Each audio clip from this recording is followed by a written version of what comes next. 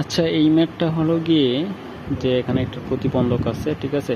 মানে ধরেন হচ্ছে এখানে একটা রাস্তায় যে বিট থাকে এরকম বিট টাইপের। তো এই চাকাটা যদি হচ্ছে কি এই বিট অতিক্রম করতে চাই তাহলে তো ঘুরতে হবে, ঠিক আছে। তাহলে এই বস্তুর জন্য দুইটা কম্পোনেন্টস, একটা হচ্ছে কি বস্তুর ওজন, যেটা এই ওজনের জন্য সে আসলে ঘুরতে চাইবে না। এই বস্তুর উপর অনুভূমিকভাবে একটা বল প্রয়োগ করা হচ্ছে, এই বল প্রয়োগের ফলে বস্তুটা ঘুরতে চাইবে আর কি, চাকাটা ঘুরতে চাইবে। তাহলে বস্তুর উপর দুইটা বল ক্রিয়াশীল, একটা হচ্ছে ওজন যার ফলে সে হচ্ছে ঘুরবে না, আর হচ্ছে গিয়ে কি একটা অনুভূমিক বল যার ফলে সে আসলে ঘুরতে চাইবে, ঠিক আছে। এখন একটা ব্যাপার মাথায় রাখতে হবে, একটা বস্তু ঘুরতে থাকা এই কথাটার মানে হচ্ছে গিয়ে কি যার সাপেক্ষে সে ঘুরবে, ঠিক আছে, যে পয়েন্টের সাপেক্ষে ঘুরবে এই পয়েন্টের সাপেক্ষে তার হচ্ছে সামেশন অফ মোমেন্ট অবশ্যই গ্রেটার দেন জিরো হবে। মানে একটা মোমেন্ট অবশ্যই থাকা লাগবে, যদি মোমেন্ট না থাকে তাহলে কিন্তু বস্তুটা ঘুরবে না। এখন মোমেন্ট আসলে ব্যাপারটা কি, তাহলে আমাদের মোমেন্টের সূত্রটা জানা থাকতে হবে। তাহলে মোমেন্ট হচ্ছে গিয়ে কি আমরা যে বল প্রয়োগ করতেছি এই বল ইনটু এই যার সাপেক্ষে ঘুরবে ওই পয়েন্ট থেকে তার লম্ব দূরত্ব, ঠিক আছে, লম্ব দূরত্ব, এই দুইটার গুণফলকে আমরা বলি হচ্ছে মোমেন্ট। তাহলে আমাদের চাকাটা কিন্তু এই যে এই পয়েন্টের সাপেক্ষে ঘুরবে, এই যে প্রতিবন্ধকটা এখানে এসে চাকাটা আটকে যাবে। তো তারপর ঘুরবে মানে কথাটা মানে কি, চাকাটা অতিক্রম করবে মানে কি, যে এই পয়েন্টের সাপেক্ষে চাকাটা ঘুরবে। তাহলে অবশ্যই এই পয়েন্টের সাপেক্ষে আমাদের মোমেন্টটা কী হওয়া লাগবে, গ্রেটার দেন জিরো হওয়া লাগবে। তার মানে আমরা এখন সামেশন অফ মোমেন্ট হিসাব করব।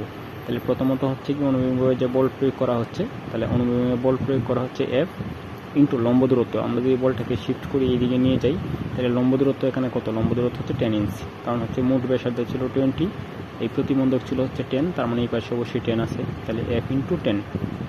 তো এটা হচ্ছে আসলে ঘোরাতে চাচ্ছে, ঠিক আছে। আমাদের এফ ইন্টু 10 যেটা, এটা আসলে হচ্ছে আমাদের চাকাটাকে ঘোরাতে চাচ্ছে।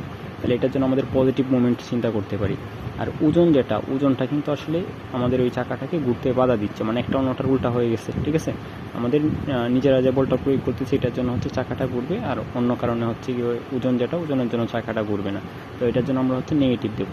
যে একটা হচ্ছে কি পজিটিভ ধর্মী কেন, কারণ হচ্ছে ঘুরতে সাহায্য করতেছে, আর একটা নেগেটিভ কেন, কারণ সে হচ্ছে আসলে বাধা দিচ্ছে।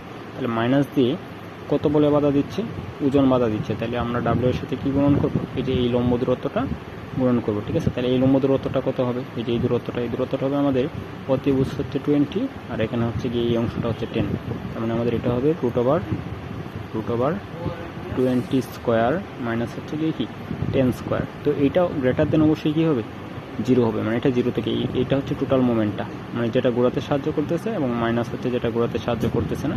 এই দুইটার যে সামেশনটা হবে গ্রেটার দেন জিরো। তাহলে আমরা পাবো 10f মাইনাস, বাদবাকি এটা আপনি নিজেই করতে পারবেন। 200 থেকে যদি হচ্ছে গিয়ে 100 চলে যায়, 400 থেকে যদি 100 চলে যায় তাহলে রুট ওভার 300, তাই না। তাহলে হচ্ছে W root over 300 greater than zero. তাহলে হচ্ছে আমাদের 10f সমান হচ্ছে গিয়ে 10√3, ঠিক আছে। 10√3 ওই পাশে নিয়ে আর কি গ্রেটার দেন 10√3 ডাব্লু।